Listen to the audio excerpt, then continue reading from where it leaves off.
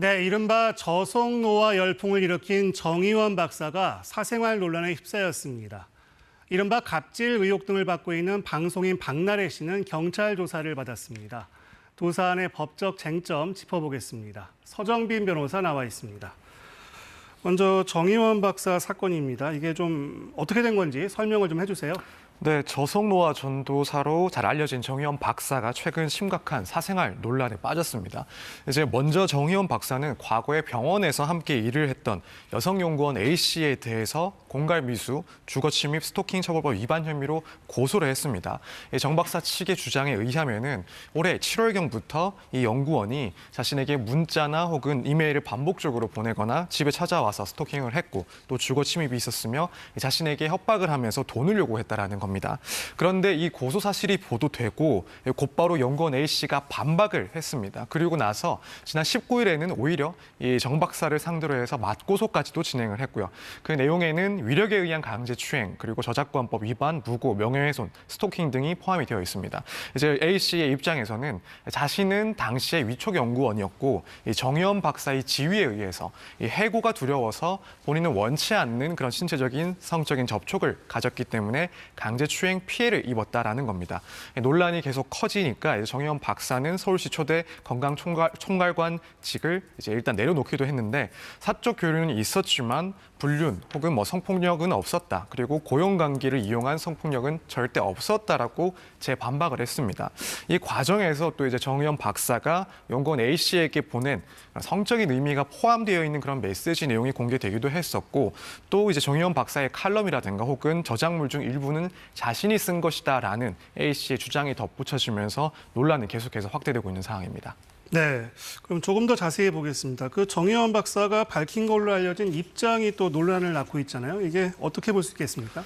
일단 명백한 허구라면서 상대방의 고소 사실에 대해서는 부인을 하고 있습니다. 특히 이제 위력에 의한 그런 관계였다라는 주장은 결코 사실이 아니다라는 점을 분명히 밝힌다라는 입장이고 상대 측과는 불륜 관계도 없었다. 사실관계가 상당히 왜곡되어 있다라는 점을 강조를 하고 있습니다. 그런데 이제 한 언론과의 인터뷰에서 당시에 연구원 A씨와의 사적 교류가 있었던 것은 사실이고 다만 이제 육체적인 관계는 없었다라고 주장을 해서 또 논란이 되고 있습니다. 이제 좀 더 구체적으로는 일방적으로 A씨가 자신에게 애정을 표현을 했었고 신체 접촉을 시도를 했고 또 한편으로는 A씨가 자신에게 마사지를 해주겠다며 예약한 숙박업소로 데려가서 A씨의 일방적인 신체 접촉이 있었다라는 겁니다. 그러니까 이 부분이 또 다른 논란이 된 건데 결국 이제 40세가 넘는 성인이 자신의 의사와 상관없이 모텔에 끌려가기라도 했다는 것인가 설득력이 떨어진다라는 비판이 제기가 됐었습니다. 뿐만 아니라 설사 그러한 주장이 사실이라 하더라도 결국 그것들은 불륜이 아니냐, 부정행위가 아니냐라는 이야기도 나오고 있는 상황입니다. 이런 지적처럼 사실 육체적인 관계가 항상 동반되어야만 불륜 혹은 부정행위가 성립하는 것이 아닙니다. 일단 스스로가 인정을 했던 것처럼 만약에 혼인관계가 있는 사람이 다른 이성과 신체적인 접촉 유무를 떠나 숙박업소에 머물렀다 하더라도 그것 자체로 혼인관계의 파탄에 이를 수 있는 그런 책임이 있다라고 평가될 여지가 분명히 있습니다. 그래서 설득력이 이제 다소 좀 부족해 보이는 해명을 내놓았다가 오히려 부정행위까지도 의혹이 번지는 그런 모습입니다. 두 사람이 주고받은 걸로 보이는 문자 메시지 내용이 언론에 공개되기도 했습니다. 이런 정황들은 사건 진위를 판단하는데 어떤 영향을 미칠까요? 일단 두 사람의 교류 당시에 생성된 그런 문자 메시지는 객관적인 정황 증거로서 상당히 효과적으로 사용이 될 수가 있습니다. 이제 만약 전반적인 대화 과정에서 강압적인 분위기가 보인다거나 혹은 일방의 성적인 행위 요구가 있고 또 여기에 대해서 꺼려하거나 거부하는 그런 의사표시들이 존재했다라고 한다면 일단 A씨의 주장 처럼 위력에 의한 그런 성범죄가 있었을 가능성이 높아진다라고 볼 수 있습니다. 반대로 이 대화 내용을 봤을 때 업무 관계에서 보여지는 것보다 훨씬 더 친밀한 모습이 보여진다. 혹은 A씨가 먼저 만남을 주도하는 그런 모습들이 보여진다라고 한다면 당연히 이제 성범죄 혐의에 대해서는 그 정도가 낮아질 수밖에 없는 거고요. 또 한편으로는 두 사람의 이런 관계가 멀어진 시점의 대화 내용을 봤을 때 A씨의 지속적인 연락이 있었다라고 한다면 스토킹이나 혹은 공갈의 가능성도 올라가게 됩니다. 그래서 이 대화 내용이 풍부할수록 다수 존재할수록 사실관계를 파악하는 데 훨씬 중요한 역할을 하게 됩니다.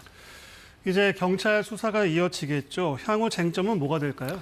일단 뭐 큰 덩어리를 얘기를 하자면 먼저 첫 번째는 성범죄 여부입니다. 실제로 신체 접촉이 있었는지부터 상하 관계를 이용해서 A 씨의 의사에 반한 추행이 있었는지 혹은 합의된 그런 행위들이 있었는지에 대해서 판단을 해야 됩니다. 그리고 또 하나는 A 씨의 스토킹 행위 또 공갈 행위가 있었는지 여부입니다. 뭐 반복적인 연락이라든가 접근이 있었는지 두 사람의 관계를 이용한 협박이나 금전 요구가 있었는지 이 부분이 파악이 돼야 되는데 일단 크게 봤을 때는 결국 두 사람의 실체 관계를 파악하는 것이 상당히 중요해 보입니다.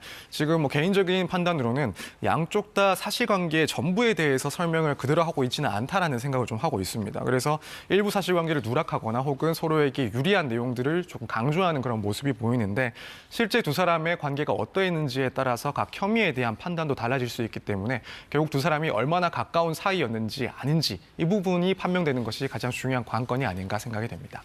네, 이어서 방송인 박나래 씨 사건입니다. 경찰 조사를 받았다고 하죠. 이 사건도 좀 설명을 해주세요. 네, 박나래 씨는 지난 12월 19일 이제 금요일 저녁 서울 용산경찰서에 출석을 해서 약 6시간 동안 고소인 신문으로 조사를 받았습니다.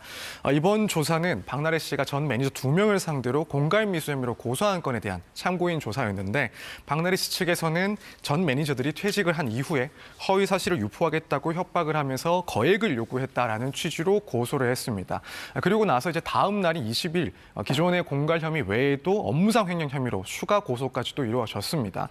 이제 그 내용은 당시에 전 매니저들이 개인 법인을 설립한 이후에 박나래 씨의 활동과는 무관하게 에이전시 비용 일부를 그 법인을 통해서 부당하게 빼돌렸다라는 내용이 포함된 것으로 알려지고 있습니다. 그 박나래 씨 측이 자택에 거액의 근저당권을 설정했다는 얘기가 있는데요. 이건 어떻게 해석이 됩니까? 네, 일단 지금 박나래 씨가 전 매니저 갑질 의혹이 불거지고 또 뭐 주사 의무 관련된 그런 의혹들이 불거진 직후 활동 중단 선언을 하고 나서 12월 3일에 그 주택에 새 근저당권이 설정이 됐는데 이 근저당권자는 박나래 씨의 모친이 설립했던 소속사입니다. 그리고 채권 최고액이 49억 7천여만 원에 해당을 하고요. 일단 당시 시점을 봤을 때 활동 중단을 선언했던 시기다 보니까 추후에 이제 회사와 박나래 씨 사이에서 정산해야 될 채권 채무 관계가 남아 있을 수 있고 이것들을 이제 안정적으로 정리하기 위해서 미리 담보를 설정해 놨을 가능성도 분명히 존재합니다. 다만 이제 시기적으로 조금 묘한 시점이기도 한 게 이날은 전 매니저들이 이 박나래 씨에 대해서 가압류 신청을 한 날이기도 합니다. 당시에는 인용되기 전이었기 때문에 이 등기부상 우선순위는 이 근저당권자 그러니까 소속사 측이 우선되는 구조가 되는 건데요. 그래서 이제 이 상황을 보고 평가를 하기를 전 매니저나 혹은 뭐 추후에 박나래 씨를 상대로 해서 손해배상을 청구할 수 있는 그런 채권자들이 본격적으로 등장하기 전에 소속사가 먼저 채권자 지위를 확보를 해서 일종의 뭐 자산을 방어하기 위한 그런 수단이 아니었나라는 이야기도 나오고 있는 상황입니다. 그리고 박나래 씨를 향한 의혹 가운데 이른바 주사 이모 등으로부터 불법 의료 시술을 받았다는 의혹도 있습니다. 이것도 좀 설명을 해주세요. 네, 전 매니저들이 이제 갑질 의혹 외에도 박나래 씨가 자택에서 의료 면허가 없는 이른바 주사 이모로부터 정기적으로 영양제를 혹은 특정한 약물을 주사받았다라는 주장을 해왔었습니다. 그리고 이 행위는 무면허 의료행위 금지 위반에 해당을 하는 거고요. 그래서 해당 건에 대한 수사가 진행된다면 결국 쟁점은 첫 번째로서는 이제 박나래 씨의 그런 인식 여부입니다. 박나래 씨가 당시에 주사 이모가 무자격자인 것을 알고도 시술을 요청했는지 그 고의가 있었는지 여부가 상당히 중요할 것으로 보이고 이걸 판단하는 데 있어서는 뭐 당시에 주고받은 메시지 내용이라든가 혹은 매니저의 진술 그리고 시술의 횟수라든가 장소 등이 중요한 판단 요소가 될 걸로 보입니다. 그리고 또 하나 문제될 수 있는 게 당시에 시술을 받았다라고 하는 그 약물의 성격입니다. 지금 나오고 있는 내용에 의하면은 향정신성 의약품이 포함되어 있을 가능성이 있는데 앞서 말씀드린 것처럼 이제 무자격에 대한 그런 인식이 있었다라고 한다면 결국에는 마약류 관리법 위반 문제도 불거질 수 있기 때문에 관련해서 기록이라든가 혹은 목격자의 진술 역시도 상당히 중요하게 좌우할 것으로 보입니다. 네, 서정빈 변호사였습니다. 말씀 잘 들었습니다.